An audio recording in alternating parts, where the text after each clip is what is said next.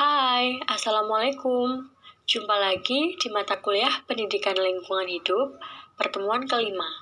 Sebelumnya, perkenalkan anggota kelompok kami, yaitu Alfi Anjani, Fadil Sani Pradana, dan Rani Sulastri.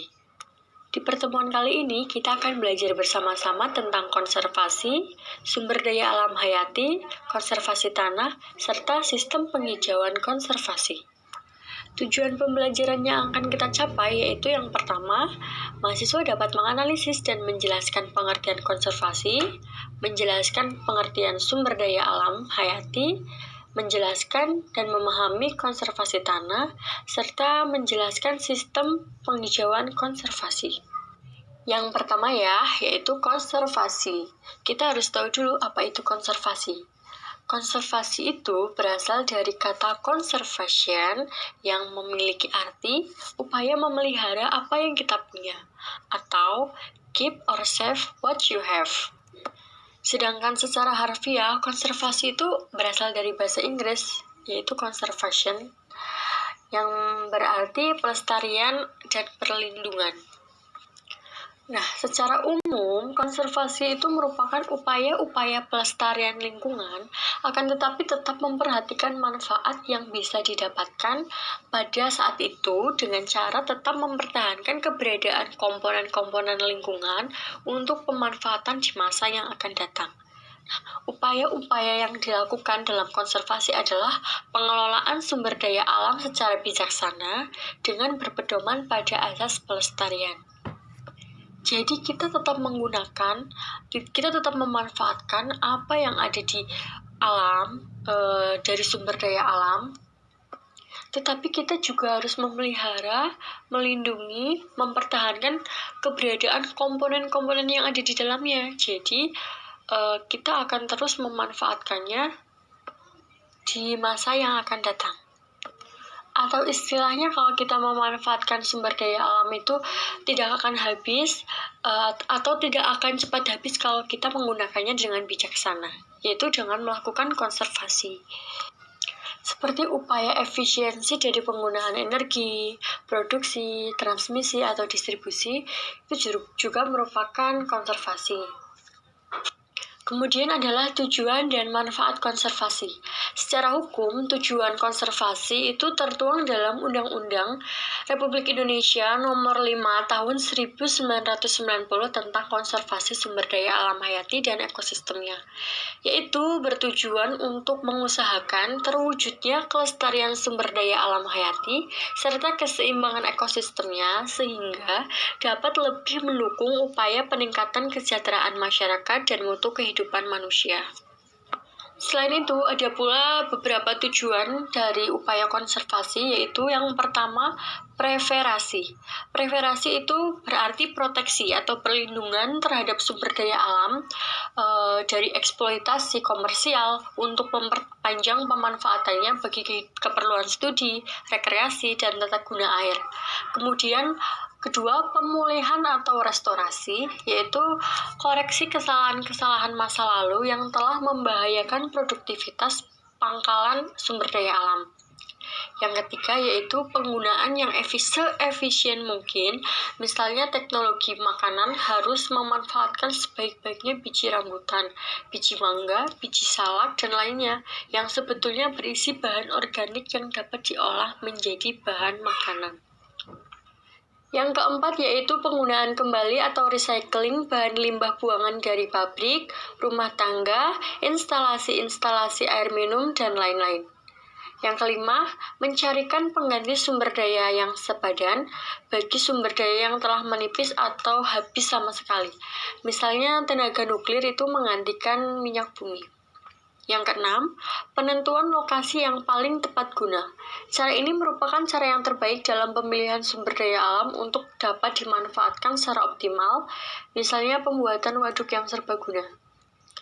Yang terakhir yaitu integrasi, yang berarti bahwa pengelolaan sumber daya alam diperpadukan berbagai kepentingan sehingga tidak menjadi pemborosan atau yang satu merugikan yang lain. Misalkan, pemanfaatan mata air untuk suatu kota tidak harus mengorbankan kepentingan pengairan untuk persawahan. Selanjutnya mengenai materi tentang sumber daya alam hayati. Sumber daya alam sendiri itu atau yang biasa kita singkat dengan SDA adalah segala sesuatu yang berasal dari alam sebagai bahan untuk memenuhi kebutuhan hidup manusia. Nah, di dalamnya itu terdiri dari komponen abiotik dan juga komponen abiotik. Sedangkan sumber daya alam hayati sendiri itu merupakan sumber daya alam yang berasal dari makhluk hidup atau berhubungan dengan makhluk hidup. Pada Undang-Undang Nomor 5 Tahun 1990 tentang konservasi sumber daya alam hayati dan ekosistemnya, yang dimaksud dengan sumber daya alam hayati adalah unsur-unsur hayati yang berada di alam, terdiri dari sumber daya alam nabati yaitu tumbuhan dan sumber daya alam hewani yaitu satwa-satwa yang bersama dengan unsur non-hayati yang berada di sekitarnya secara keseluruhan membentuk suatu ekosistem. Kemudian ada contohnya yaitu ada tumbuhan. Tumbuhan sendiri di Indonesia itu memiliki keberagaman yang sangat banyak, sangat melimpah, sangat bervariasi, dan tumbuhan di sini itu merupakan penghasil oksigen dan pati yang diperoleh dari proses fotosintesis. Selain itu, tumbuhan juga disebut sebagai produsen atau penyusun dasar rantai makanan. Tapi di sisi lain, karena keberagaman tersebut, eksploitasi tumbuhan yang berlebihan dapat menyebabkan kerusakan, bahkan kepunahan yang pada akhirnya itu berdampak pada rusaknya rantai makanan. Nah, salah satu bentuk pemanfaatan tumbuhan oleh manusia diantaranya adalah sebagai bahan makanan, yaitu pada padi, jagung, gandum, tebu, dan lain sebagainya. Kemudian bahan bangunan yaitu pada kayu jati dan kayu mahoni, bahan bakar atau biosolar pada kelapa sawit, obat-obatan yaitu pada jahe, daun pinahong, kina, mahkota dewa, serta sebagai pupuk kompos. Dalam bidang pertanian di Indonesia itu menghasilkan berbagai macam tumbuhan komoditi ekspor, seperti padi, jagung, kedelai, sayur-sayuran, cabai, ubi, dan singkong.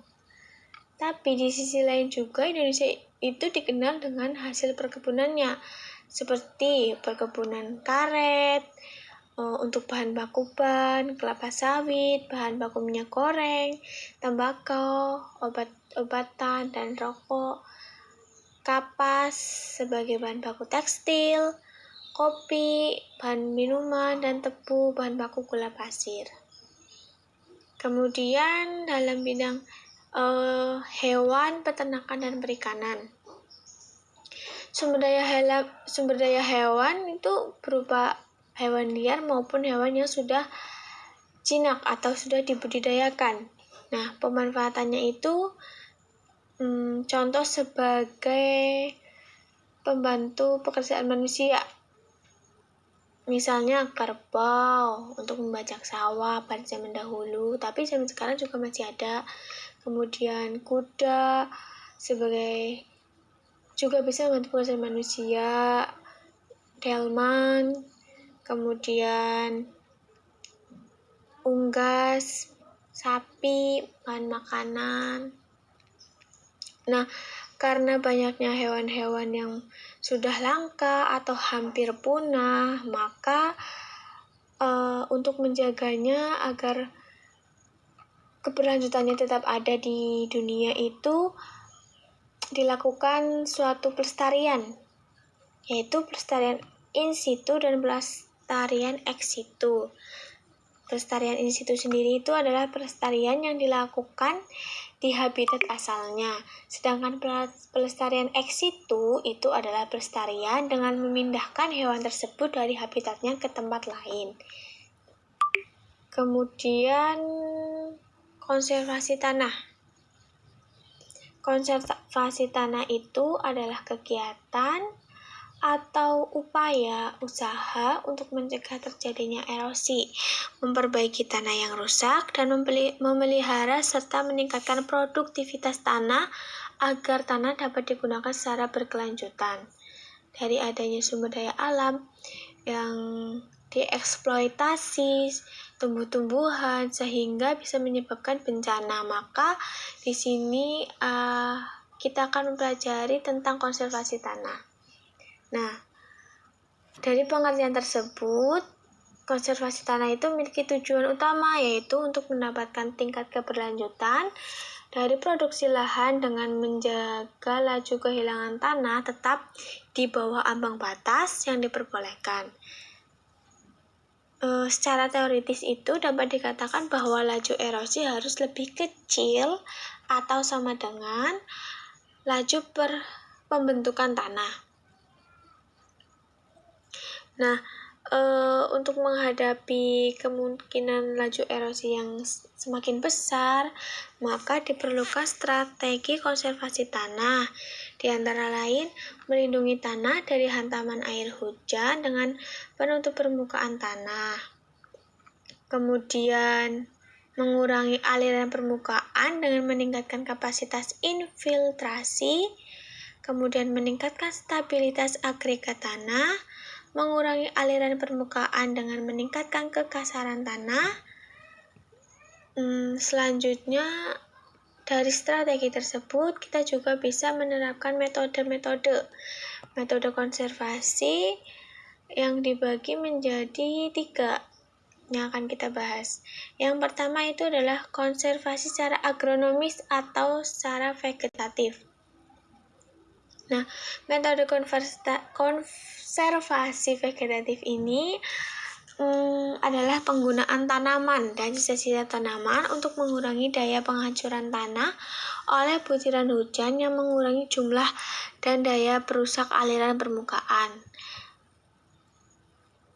Teknik ini itu mempunyai beberapa keunggulan dibandingkan dengan teknik konservasi tanah secara mekanis maupun kimia. Keunggulannya itu karena penerapannya relatif mudah, biaya yang dibutuhkan itu relatif murah, mampu menyediakan tambahan hara bagi tanaman, menghasilkan hijauan pakan, kayu, buah maupun hasil tanaman lainnya. Kemudian ada metode konservasi secara mekanis. Nah, secara mekanis ini itu perlakuan fisik secara mekanik yang diberikan terhadap tanah dan pembuatan bangunan untuk mengurangi aliran permukaan, erosi, serta meningkatkan kemampuan penggunaan tanah. Nah, contohnya itu seperti pembuatan bangunan-bangunan pencegah erosi dan manipulasi mekanik tanah dan permukaan tanah. Contohnya pembuangan air, bangunan terjun air, sumbat guli, dan sebagainya yang berupa perlakuan fisik. Kemudian yang terakhir itu adalah konservasi secara kimiawi. Nah, metode ini itu adalah penggunaan preparat kimia baik berupa senyawa sintetik maupun bahan alami yang telah diolah dalam jumlah yang relatif sedikit untuk meningkatkan stabilitas agregat tanah dan mencegah terjadinya erosi. Nah, pengertian lain dari konservasi secara kimia itu adalah mengenai metode konservasi secara kimia adalah penggunaan setiap bahan-bahan kimia. Namanya juga kimia, berarti penggunaan bahan-bahan kimia baik organik maupun anorganik. Nah, contoh aplikasinya yaitu aplikasi ini tuh jarang digunakan. Hanya di tempat-tempat tertentu seperti halnya di kawasan lapangan golf yang disebabkan karena metode ini memerlukan materi atau biaya yang sangat besar. Ya, yang kemudian adalah sistem konservasi penghijauan. Konservasi sendiri merupakan upaya untuk melestarikan sumber daya alam dan kualitas lingkungan hidup, serta menyelamatkannya dari kerusakan yang bisa menyebabkan hilang atau punah. Sistem penghijauan kota adalah Suatu penataan pertanaman campuran yang stabil berdasarkan daya dukung lahan perkotaan yang didasarkan atas tanggapan beberapa faktor lingkungan fisik, biologis, dan sosial ekonomi, serta berlandaskan sasaran dan tujuan rumah tangga masyarakat kota dengan mempertimbangkan sumber daya dan pilihan yang terbaik. Upaya tersebut dilakukan untuk meningkatkan pendapatan kualitas lingkungan hidup yang pada hakikatnya untuk menggali potensi sumber daya yang dimiliki. Kemudian ada faktor-faktor yang merupakan suatu bentuk yang dipertimbangkan dalam melaksanakan penghijauan kota. Yang pertama adalah kemiringan lahan, kedalaman tanah dan air, kepekaan tanah terhadap erosi atau erodibilitas, sistem pertanaman atau pola penghijauan. Yang kemudian adalah manfaat konservasi penghijauan. Yang pertama ada mencegah erosi tanah. Erosi tanah merupakan masalah yang umum terjadi pada tanah tandus. Tanah tandus akan mengalami angin kencang sehingga membawa partikel-partikel besar dari tanah dan menyebabkan erosi tanah. Dengan adanya penghijauan, pepohonan akan bertindak sebagai penghalang angin sehingga melemahkan kecepatan angin dan mengurangi dampak untuk membawa partikel dari tanah sehingga akan mengurangi dampak dari erosi. Yang kedua adalah kualitas udara menjadi lebih baik. Pepohonan memiliki peran penting dalam memurnikan udara. Ini karena pepohonan dapat memurnikan karbon dioksida dan memberikan oksigen melalui proses fotosintesis. Yang ketiga adalah memperbaiki kualitas air. Manusia dan hewan bergantung sangat pada air bersih untuk kelangsungan hidup. Untuk memulihkan daerah aliran sungai, penghijauan memainkan peran penting dalam menciptakan daerah aliran sungai baru. Yang keempat ada pelestarian satwa liar. Dengan keberadaan berbagai pohon dan banyak jenis binatang dan satwa akan terlindungi sehingga kesediaan makanan maupun tempat berlindung bagi hewan tersedia. Yang kelima adalah mengontrol iklim. Adanya polusi udara akan menyebabkan perubahan iklim. Pemanasan global adalah salah satu contoh perubahan iklim yang nyata yang sudah dirasakan oleh manusia. Dengan adanya penghijauan, pohon-pohon akan menetralisir udara yang tercemar sehingga iklim tidak terlalu ekstrim. Yang keenam adalah menciptakan ekosistem baru. Langkah ini dapat membantu membuat tanah tandus menjadi lebih indah dan segar. Kemudian yang ketujuh adalah mencegah terjadinya banjir. Pepohonan yang ditanam mempunyai akar yang berfungsi sebagai penyerap air dan menyimpan air di dalam tanah. Dengan terkuncinya air di dalam tanah akan menghasilkan resiko terjadinya banjir. Kemudian yang kedelapan adalah menjadikan sebagai pupuk alami. Dengan melakukan penghijauan, manusia dapat mendapatkan pupuk alami dari daun-daun pepohonan yang gugur yang kita tampung dan akan menjadi pupuk kompos. Yang kesembilan adalah memperindah pemandangan. Selain memberikan manfaat kesehatan dan juga manfaat bagi makhluk hidup yang lain, adanya penghijauan dapat mengubah pemandangan menjadi lebih indah dan segar. Sekian presentasi dari kelompok kami. Apabila ada kesalahan mohon dimaafkan. Assalamualaikum warahmatullahi wabarakatuh.